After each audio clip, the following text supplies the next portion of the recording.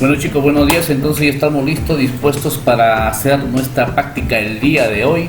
Gracias por estar aquí nuevamente. Vamos a presentar el material que vamos a utilizar el día de hoy. Como siempre, material reciclado.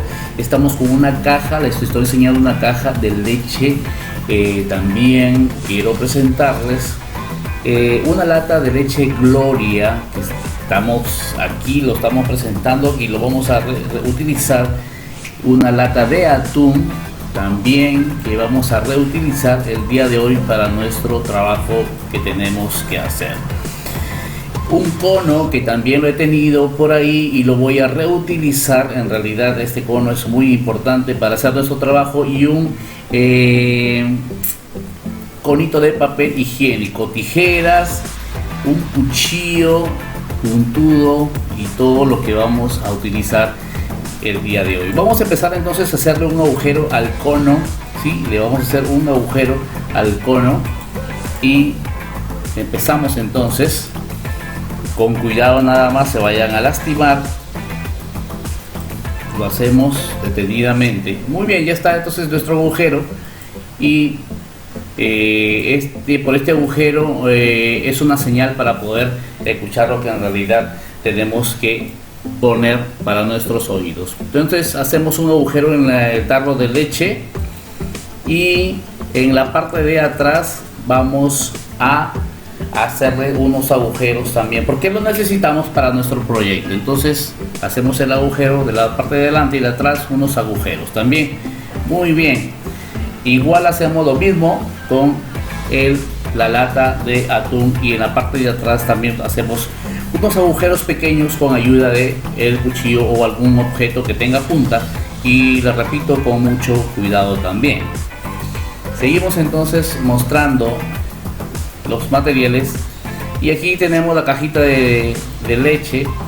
Sacamos la parte de adelante, su tapa, y en la parte de atrás también lo abrimos. Muy bien, entonces, qué bueno. Listo. Tenemos el tubito de papel de servilleta.